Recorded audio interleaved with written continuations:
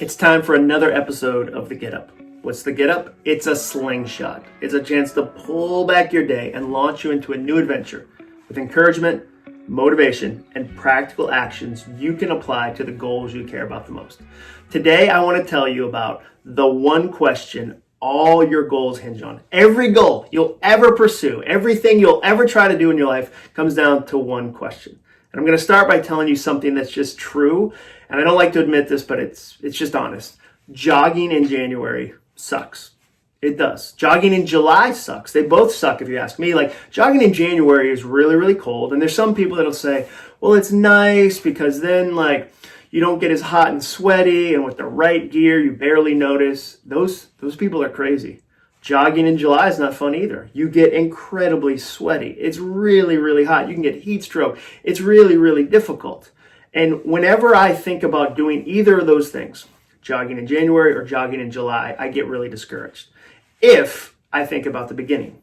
Because here's the thing. Every goal you have will come down to one question. Can you make yourself do things you don't want to do? Every goal you ever face in life will come down to that. Can you make yourself do things you don't want to do? And the way I do that, because there's entire books written about it, there's seminars, but here's what I do. I imagine the ending and I ignore the beginning. I imagine the ending and I ignore the beginning. Here's what I mean by that. If I think about the beginning, if I think about leaving my house when it's cold, if I think about leaving my warm bed, if I think about that first burst of cold air, I'm going to get discouraged and I'm not going to do the task. So I don't think about that. Instead, I obsess about the ending. Do you know what I think about? I think about that moment where I come down that final hill.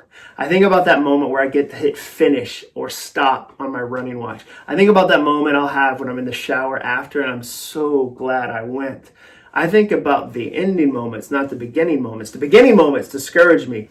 The ending moments encourage me. And it's the same with every goal I pursue. When I write a book, I don't think about the beginning. The beginning is really, really challenging. If I obsess about thinking about that blank piece of paper, sitting down on my computer, feeling like I'm out of words, feeling like every other book has already been written, everybody else knows the things I'm trying to think about, smarter people with better teeth have already written the thing I'm thinking about. If I obsess about that, I'll never write a book.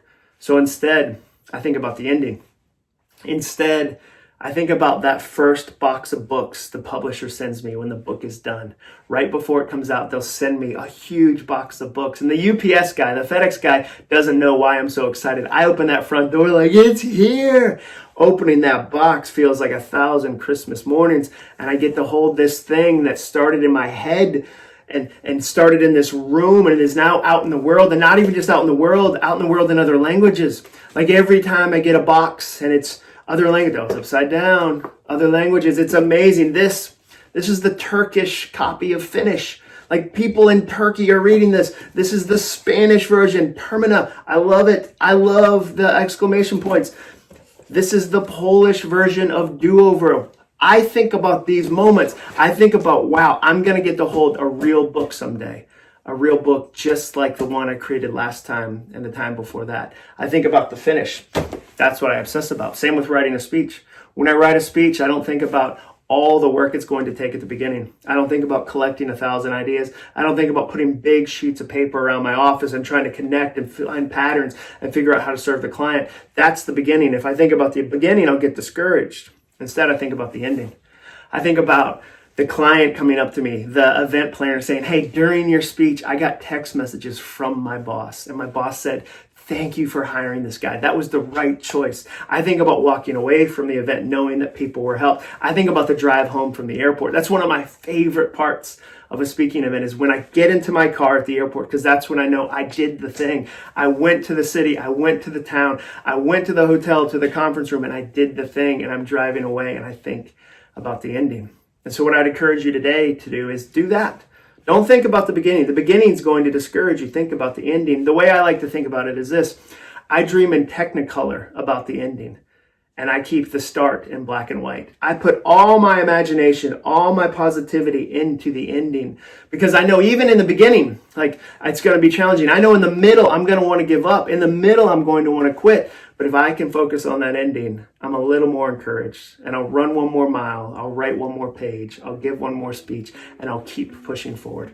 So that's my challenge to you today. Imagine the ending. Ignore the beginning.